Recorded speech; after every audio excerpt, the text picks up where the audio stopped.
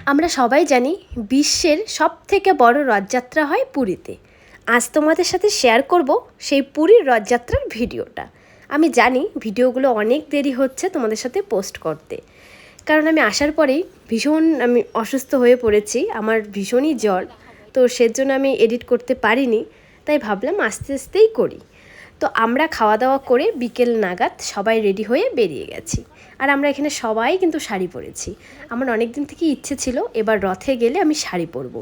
বছর 3 আগেও যখন একবার এসেছিলাম তখনও কিন্তু শাড়ি নিয়ে এসেছি। তখন এত মুষলধারে বৃষ্টি ছিল, শাড়ি পরার মতন কোনো পরিস্থিতিই ছিল না। তবে এবার বৃষ্টিটা সকালে হয়ে গিয়েছে, তাই ভাবলাম এখন তো আর বৃষ্টি নেই, তাহলে শাড়িটা পরাই যেতে পারে।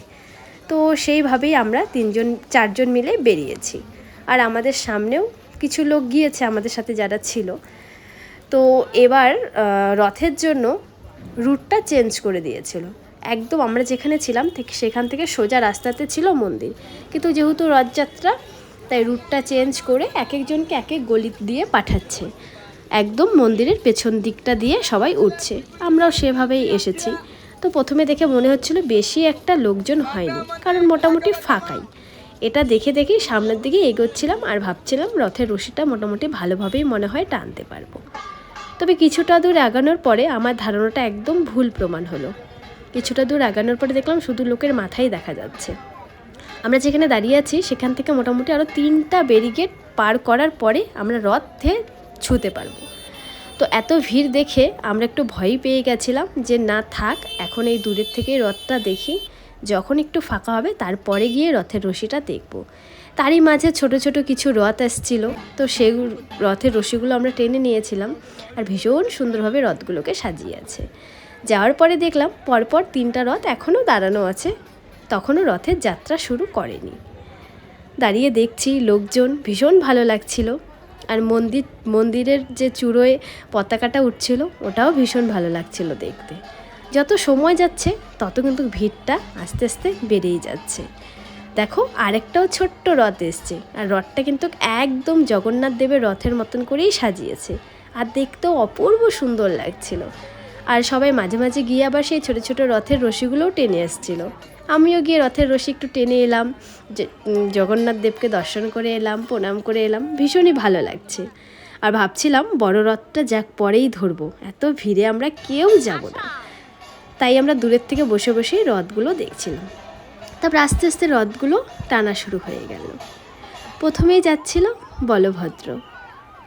তো দেখো দেখতে দেখতে মনে হয় কেউ অসুস্থ হয়েও পড়েছে, একটা অ্যাম্বুলেন্স বেরিয়ে গেল। এত লোকজনের ভিড় আর এত গরম লাগছিল, লোক তো অসুস্থ হবে, এটা স্বাভাবিক। তো দেখো ওই যে বলভদ্র রথটা কিন্তু রওনা দিয়েছে, অনেকটা দূর গিয়েছে। তারপরে আস্তে আস্তে দেখি মাতা সুভদ্রার রথটাও যাচ্ছে। তারপরে বসে থাকতে থাকতে একটা সুন্দর দৃশ্য আমরা দেখতে পেলাম। ওই দেখো একজন লোক উঠছে উপরের পতাকাটা চেঞ্জ করার জন্য। তোমরা তো জানোই পুরীর এই পতাকাটা রোজই চেঞ্জ করা হয়।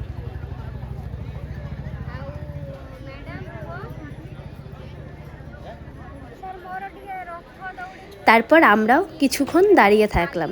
সামনে অনেকগুলো ব্যারিকেড দেওয়া, আমরা যেখানে দাঁড়িয়েছিলাম সেখান থেকে আরও 3টা ব্যারিকেড পার করে তারপরে রথের রশি ধরতে হবে। যাই হোক, প্রথম ব্যারিকেডটা পার করে আমরা মন্দিরের ভেতর ঢুকে গেলাম। তো এখানে ঢুকেও মনটা ভীষণ ভালো লাগছিল। রথ একদম সামনেই ছিল, কিন্তু রথের রশিগুলো টানতে গেলে আরও কিছু ব্যারিকেড পার করতে হবে। তো চলো সামনের দিকে যাওয়া যাক, দেখি টানতে পারি কি পারি না, সেটা আমরা কেউ জানি না যে পারবো কি না। তো ভাবলাম যে রথের রশিটা না টানতে পারলেও রথগুলো সামন থেকে দেখে আসি, পরে রথের রশিটা টেনে নেব।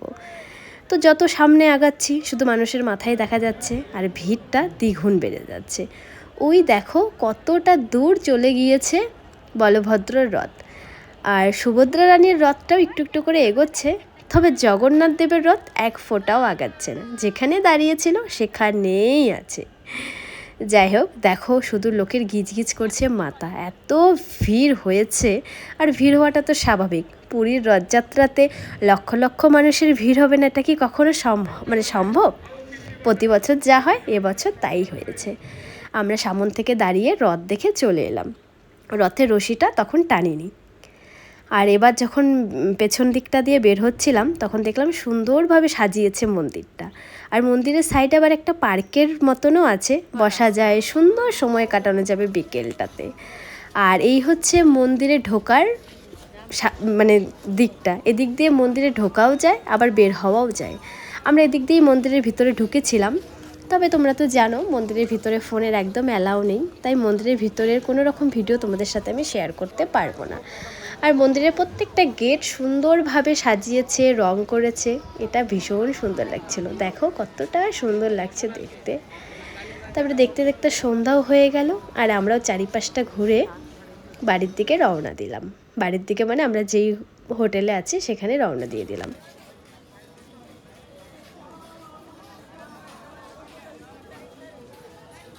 তারপর আমরা রাতে খাওয়া দাওয়া করে এই একটা কি 1:30 বাজে তখন আমরা আবার সবাই মিলে মন্দিরের কাছে গিয়েছি, কারণ বিকেলে তো রথের রশি আমাদের টানা হয়নি। আসার পরে দেখলাম দুপুরেও যেমন ভিড় দেখেছি সেম ভিড় একই রয়েছে। আরেকটা জিনিস ভীষণভাবে অবাক হয়েছি, জগন্নাথ দেবের রথ এক ফোঁটা ওখান থেকে নড়েনি, যেখানে দাঁড়িয়েছিল সেখানেই ছিল। পরে একজনের কাছে শুনতে পেলাম জগন্নাথ দেব যতক্ষণ না সবাইকে দর্শন দিবে ততক্ষণ তিনি মাসিবাড়ি যাবেন না। মানে এই ব্যাপারটা ভীষণই ভালো লাগে। অনেক দূর দূর থেকে তো জগন্নাথ দেবকে সবাই দর্শন করতে আসে, তাই তিনি দাঁড়িয়েছিলেন। আর এই দেখো প্রভুকেও কিন্তু তোমাদেরকে দর্শন করিয়ে দিলাম। প্রভুকে দেখে আমার মনটা এত ভালো হয়ে গেছিলো, এত সামন থেকে আমি দেখতে পেয়েছি। এরপরে চললাম সুভদ্রা রানীর রথের কাছে, গিয়ে সুভদ্রা রানীর রথের রশিও টেনে এলাম। তারপরে তার কিছুটা দূর এগিয়ে গেলাম বলভদ্রের রথের কাছে। সবার প্রথমে কিন্তু বলভদ্রদেব অনেকটা দূর এগিয়ে গিয়েছিল, প্রায় মাসিবাড়ির কাছাকাছি ছিল। তারপরে মাঝে ছিল সুভদ্রা রানী আর পেছনে ছিল জগন্নাথ দেব। তবে একদিনে কেউ মাসিবাড়ি গিয়ে পৌঁছায়নি, সবাই রাতে রাস্তাতেই ছিল। আর আমরা যখন বাড়িতে এসেছি তখন প্রায় 3:15 কি 3:30 বাজে, কিন্তু একই রকম ভিড়। আর এবছর আমার মনটা ভীষণ ভালো হয়েছিল, কারণ অনেক সামন থেকে প্রভুদের দর্শন পেয়েছি, আর তোমাদেরকেও দর্শন করিয়ে দিলাম। তো ভিডিওটা কেমন লাগলো অবশ্যই কমেন্ট বক্সে কমেন্ট করে জানিও। ভালো লাগলে লাইক কমেন্ট করতে ভুলো না। সবাই বলো জয় জগন্নাথ। আর তোমরা যারা চাইছো পুরীতে রথে যাবে তারা কিন্তু পরের বছর চলে যেও, ভীষণ ভালো লাগবে তোমাদের। রথে পুরীতে গেলে ভীষণই ভালো লাগে।